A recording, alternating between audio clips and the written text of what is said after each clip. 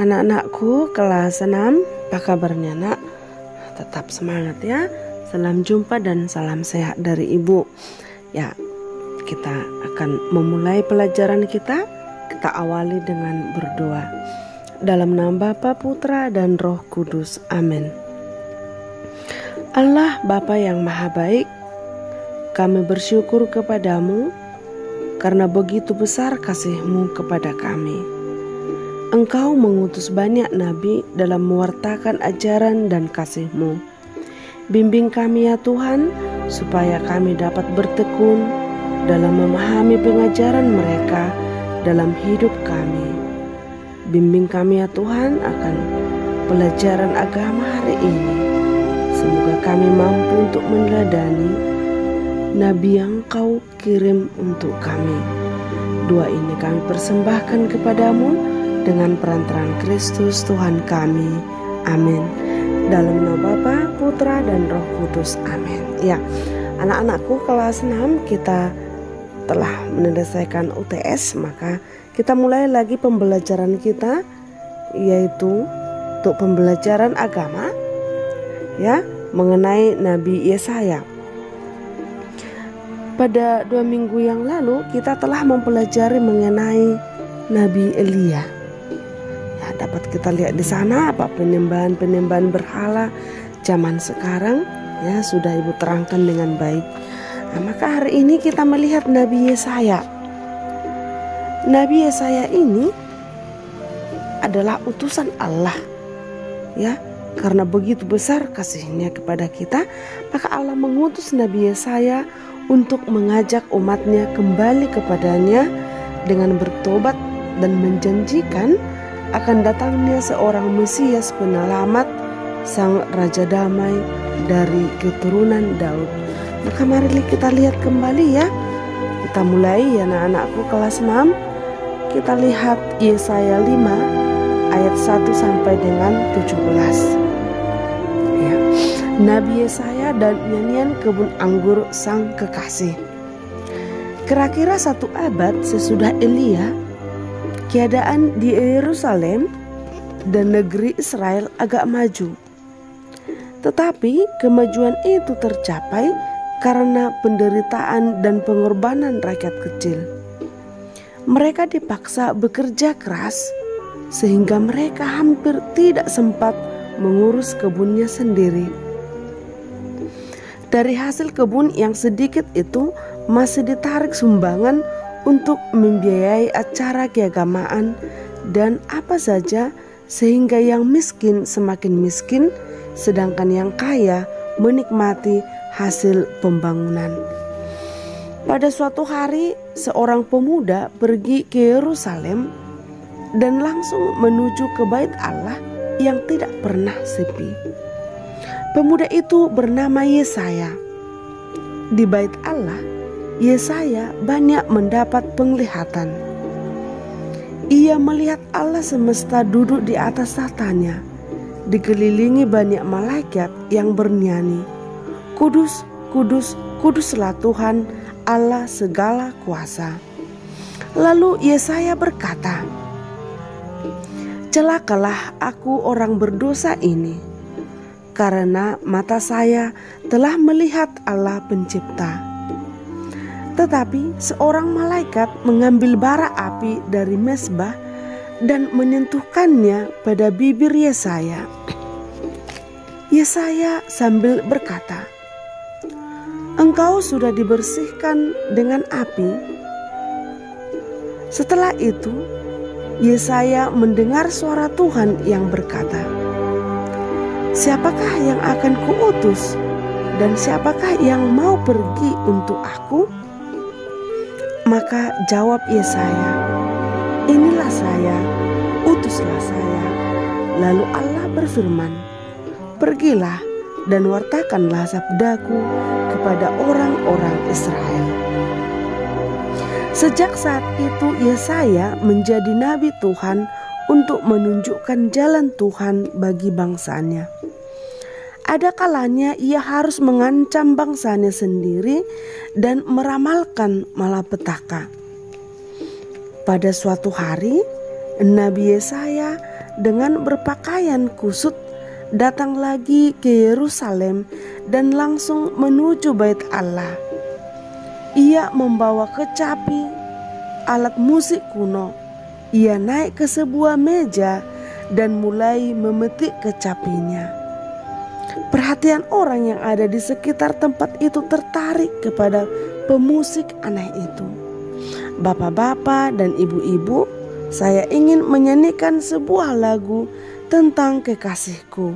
Lalu Yesaya menyanyi. Lagunya seperti ini. Kekasihku mempunyai kebun anggur di lereng yang subur. Ia mencangkulnya dan membuang batu-batunya dan menanamnya dengan pokok anggur pilihan. Membersihkan dan memberi pupuk pada waktunya. Ia memasang pagar di sekeliling supaya tidak ada binatang yang masuk dan merusakkan tanamannya. Bertahun-tahun lamanya ia memelihara kebun anggur itu. Dengan penuh perhatian, ketika musim panen sudah dekat, ia menyiapkan tempat untuk memeras buahnya. Ia mengharapkan buahnya akan menghasilkan anggur yang manis. Tahu-tahu hasil kebunnya masam sekali, hanya dapat dijadikan cuka. Lalu Yesaya bertanya kepada penonton, kekasihku akan berbuat apa dengan kebun anggur itu? Mereka menjawab, ia akan membongkar pagarnya dan membiarkan kebun itu dirusakkan oleh binatang liar. Untuk apa ia memelihara kebun itu lagi? Kata Yesaya, kiranya begitulah. Lalu dengan mata berkilauan, ia memandang orang banyak itu dan berkata, dengarlah baik-baik, kekasihku ialah Allah, dan kebun anggurnya ialah Yerusalem dan bangsa Israel. Ia telah mengurus dan memelihara kalian dengan penuh kasih sayang. Ia telah membebaskan nenek moyangmu dari perbudakan di Mesir.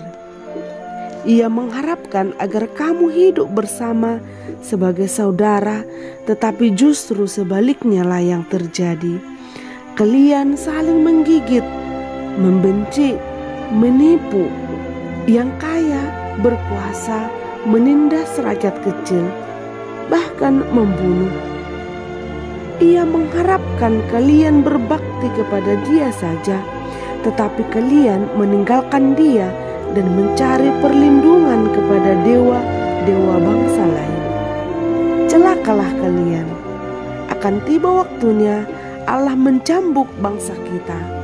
Bangsa lain akan menyerang tanah Israel, mengepung Yerusalem dan Bait Allah. Mereka akan menang dan menghancurkan tembok Yerusalem dan Bait Allah sehingga rata dengan tanah, dan bangsa kita akan dibuang ke negeri orang. Sejak Nabi Yesaya menjadi nabi Tuhan, ada kalanya ia harus mengancam bangsanya sendiri dan membuatkan malapetaka seperti nyanyian tentang kebun anggur kekasihku. Tetapi ada juga waktunya Allah menyuruh Yesaya membawa kabar baik dan harapan. Pada suatu hari sesudah masa pembuangan ke Babylon, Yesaya muncul lagi di Yerusalem dan mewartakan, beginilah firman Tuhan. Bangsa yang berjalan dalam kegelapan telah melihat terang yang besar. Mereka yang diam di negeri kekelaman, atasnya terang telah bersinar. Umatku Israel tidak akan terbuang untuk selama-lamanya. Suatu saat akan kembali ke Yerusalem dan bersandar pada Tuhan yang Maha Kudus. Seorang gadis akan mengandung dan melahirkan seorang putra untuk kita. Suatu tunas baru akan keluar dari tunggul Isai. Seorang raja akan memerintah dengan benar dan adil. Roh Tuhan ada padanya. Ia akan menghakimi orang-orang lemah dengan keadilan. Ia tidak akan menyimpang dari kebenaran dan kesetiaan. Pada masa itu tidak ada orang yang jahat berbuat jahat untuk berlaku buruk sebab seluruh bumi mengenal Allah. Maka demikianlah kisah Nabi Yesaya ya. Demi kejayaan suatu bangsa ya anak-anakku yang baik, seringkali rakyat kecil jadi korban oleh penguasa. Seperti yang dialami oleh umat Israel pada zaman Nabi Yesaya. Mereka tidak mampu membela diri mereka sendiri, maka mereka mendambakan seseorang yang mampu menyelamatkan mereka. Ya, anakku kelas 6 boleh kita lihat ya, tokoh-tokoh pembebas pada zaman sekarang ini. Ya, seorang pemimpin atau penyelamat tidak harus dengan kekuasaan atau dengan kekayaan yang dimilikinya, tetapi seseorang yang rela mengorbankan seluruh perhatian dan hidupnya demi keselamatan orang lain yang membutuhkan. Ya, boleh kita lihat nak, seorang pemimpin adalah pelayan bagi warganya, bukan untuk dilayani. Boleh kita lihat seperti Bunda Teresa ya dari Kalkuta yang dengan tulus ikhlas membebaskan orang-orang terlantar dan menderita. Ya, cara mengambilnya dari jalanan dan merawatnya dengan tulus dan penuh kasih sayang. Nah, selain itu ada juga Romo Mangun. Masih ada juga beberapa orang pejuang keadilan di Indonesia seperti Munir yang berusaha memperjuangkan hak asasi manusia. Demikian juga Marsina, seseorang yang berjuang membela nasib para buruh dari penguasa. Maka penderitaan manusia mirip dengan yang dihadapi oleh Bunda Teresa juga dirasakan oleh bangsa Israel pada masa pembuangan, sebab mereka telah menjadi budak di negeri orang. Maka seorang budak adalah pekerjaan yang sangat hina. Mereka tidak akan pernah menjalankan adat dan kebiasaan mereka, sebab setiap tindakan mereka selalu dibatasi. Maka Allah mengutus Nabi Yesaya ya, memberikan pengharapan bagi bangsa Israel dan menjanjikan seorang penyelamat Israel, yaitu Mesias, Sang Raja Damai. Ya, anak-anakku yang baik kelas 6, ini sebagai renungan bagi kita mengenai Nabi Yesaya ini. Ya, Allah telah berulang kali mengingatkan umatnya melalui para nabi, namun manusia tidak pernah berhenti berbuat dosa.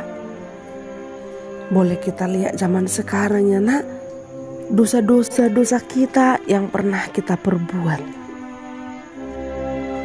Apakah anak-anak ibu pernah menindas orang-orang yang lemah, mengejek teman-temanmu, membuat mereka menjadi menderita karena perkataanmu? Boleh kita renungkan nak.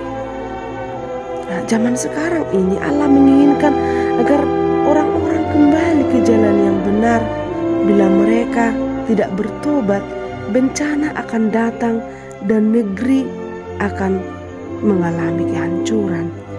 Ya, seperti sekarang ini ya, bencana dunia, pandemi ini, COVID-19 ini, di sini benar-benar kita merenungkan apa-apa saja yang kita perbuat yang salah di hadapan Tuhan. Mari kita berenung. Semua terkendala.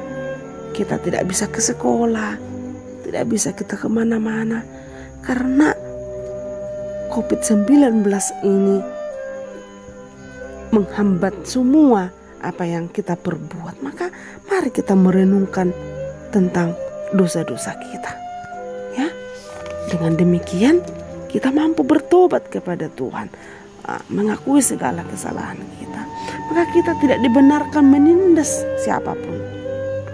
Ya, kita harus saling mengasihi, mengampuni, dan berbuat damai kepada semua orang. Maka zaman sekarang juga banyak kita lihat penindasan-penindasan ya pada orang-orang miskin, orang-orang terlantar. Yang kaya semakin kaya dan yang miskin semakin miskin. Anak-anakku yang baik, semoga dengan pelajaran hari ini kita mampu merefleksikan diri. Sekian dan terima kasih.